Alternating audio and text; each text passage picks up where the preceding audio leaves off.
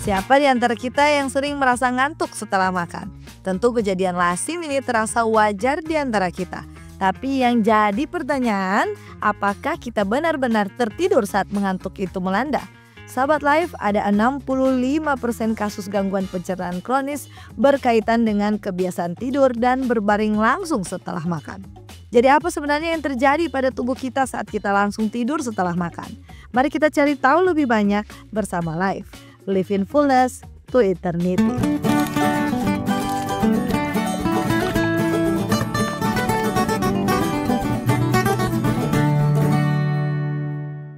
Sahabat Life, rasa ngantuk setelah makan yang puas itu pasti jadi salah satu kejadian umum terjadi. Terus apa salahnya kita tidur setelah makan? Sahabat Life, ternyata kebiasaan yang tampaknya wajar ini menyimpan bahaya tersembunyi bagi kesehatan pencernaan kita.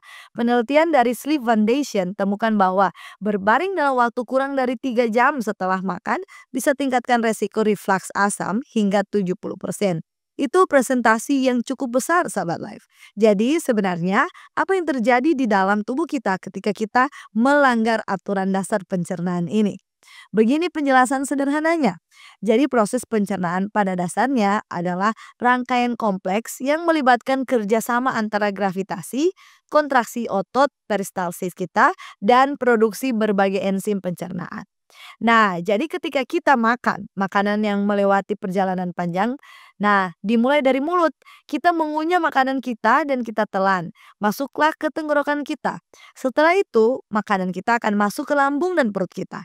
Dan setelah perut makan makanan akan siap masuk ke usus halus kita, lalu berpindah ke usus besar. Nah, di sisi lain, kita juga harus mengerti proses pengosongan lambung atau gastric emptying ini.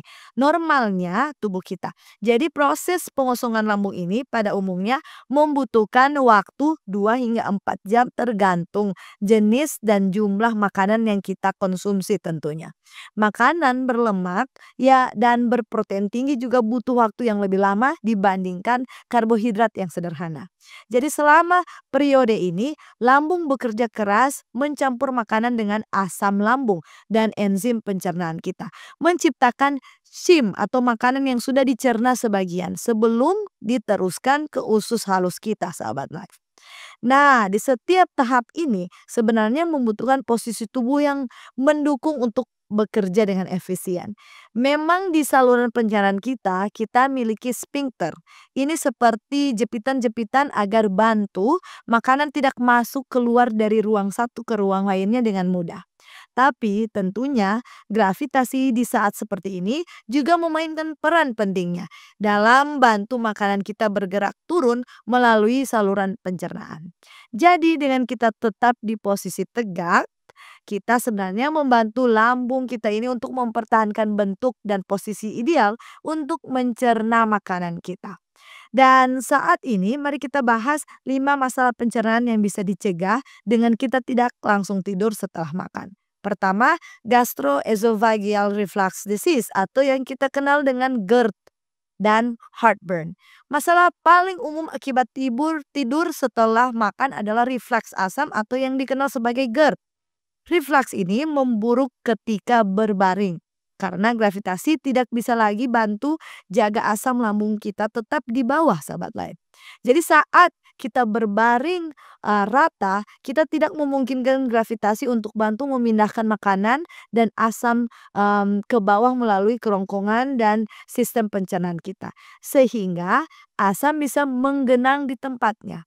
Kemudian ditambah lagi saat kita berbaring atau dalam posisi tidur, katup antara lambung kita dan kerongkongan atau lower esophageal sphincter kita ini akan menjadi kurang efektif dalam mencegah naiknya asam lambung.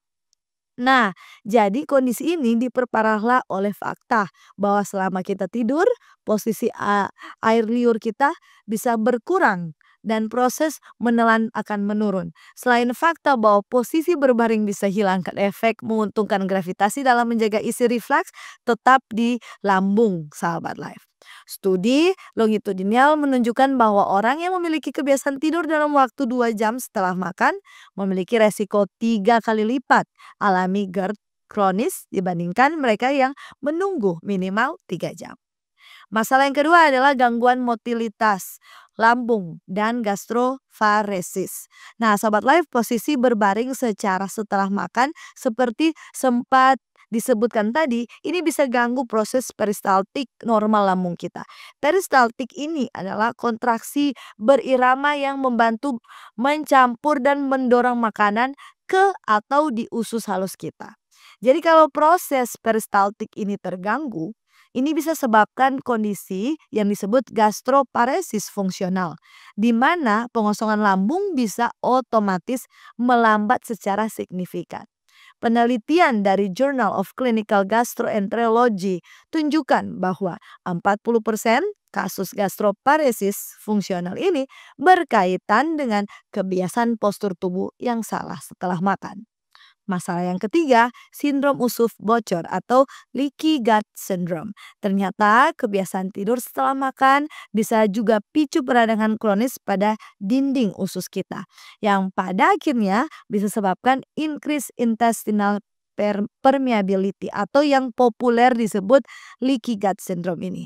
Jadi sahabat life, kondisi ini terjadi ketika tight junction antara sel-sel usus kita mengalami kerusakan. Ini memungkinkan toksin dan partikel makanan yang tidak tercerna bisa masuk ke aliran darah kita. Dalam studi dari PMC yang tunjukkan bahwa gangguan ritme sirkadian pencernaan yang terjadi ketika kita makan dan langsung tidur ini adalah salah satu faktor utama pemicu leaky gut syndrome. Masalah yang keempat adalah gangguan mikrobiota usus atau dysbiosis. Sahabat life, tidur setelah makan bisa juga ganggu keseimbangan mikrobiota usus dengan cara yang kompleks. Jadi sistem pencernaan kita ini memiliki jam biologis internal, yang mana fungsinya itu untuk atur aktivitas bakteri baik dan jahat. Jadi ketika pola makan dan tidur kita tidak sinkron dengan ritme sirkadian alami ini, keseimbangan ini terganggu sahabat life. Jadi kalau menurut penelitian terbaru tunjukkan bahwa orang dengan kebiasaan tidur setelah makan memiliki diversitas mikrobiota yang 30% lebih rendah dibanding mereka yang bisa lebih sabar untuk menunggu lebih lama lagi. Paling kurang hingga 3 jam sebelum tidur. Masalah yang kelima adalah gangguan metabolisme dan resistensi insulin. Yang tidak banyak disadari adalah bahwa tidur setelah makan bisa picu gangguan metabolisme yang serius. Mengapa? Ya karena pada dasarnya kebiasaan ini bisa menggeser asupan kalori utama di akhir hari. Akibatnya ini berdampak buruk pada pencernaan dan membuat tidur kita jadi sulit karena gejala sistem pencernaan seperti reflux gastroesophageal yang sudah dibahas tadi. Jadi kalau menurut studi longitudinal dari American Journal of Clinical Nutrition menunjukkan bahwa orang yang memiliki kebiasaan makan malam besar dan langsung tidur memiliki resiko 40% lebih tinggi resistensi insulin dalam waktu 5 tahun sahabat life. Sekarang yang jadi pertanyaan, berapa lama kita harus menunggu jarak waktu antara setelah habis makan untuk akhirnya boleh tidur? Jawabannya sahabat life perlu pastikan untuk berhenti makan 3 jam sebelum berbaring. Ini bisa kurangi asam lambung dan memungkinkan lambung mengosong sebagian sebelum kita tidur. Intinya, jika di malam hari, cobalah untuk atur jam makan kita itu di 3 jam sebelum jam tidur kita, sahabat life. Jadi untuk bantu proses pencernaan kita baik, khususnya di malam hari, mari ikuti strategi berikut ini. Pertama, mari kita implementasikan konsep eating window atau jendela makan yang terbatas. Idealnya konsumsi makanan dalam rentang 10 hingga 12 jam dan beri jeda 3 hingga 4 jam sebelum tidur. Contohnya, jika sahabat live tidur pukul 10 malam, makan malam terakhir kita seharusnya atau sebaiknya pukul 6 atau 7 malam. Kemudian strategi yang kedua, modifikasi komposisi makan malam kita. Jadi khusus untuk makan malam, mari sahabat live coba pilih makanan yang mudah dicerna dan dengan porsi yang ideal. Jangan makan berlebihan di malam hari sahabat live. Jadi contohnya, jika kita makan makanan berkarbohidrat, cukup makan seukuran kepalan tangan kita saja. Untuk jenisnya, silakan sahabat live hindari makan makanan terlalu pedas, asam, berlemak tinggi, dan berkafein. Dan untuk strategi ketiga, silakan sahabat Life lakukan aktivitas ringan selama 10 hingga 30 menit setelah makan untuk bisa bantu proses pencernaan. Contohnya, lakukan jalan santai di sekitar rumah dan mencuci piring atau aktivitas ringan lainnya. Dan strategi yang terakhir adalah mari praktekkan posisi tidur yang optimal. Jadi jika memang kita terpaksa harus berbaring setelah makan karena kondisi tertentu, mari coba lakukan ini. Silakan sahabat Life tidur miring ke kiri. Ini bisa bantu kurangi masalah tidur terkait refleks. Lalu kita tinggikan kepala setinggi 15 hingga 20 cm dengan bantal tambahan. Kalau boleh, gunakan bantal wedge atau elevasi yang lebih stabil.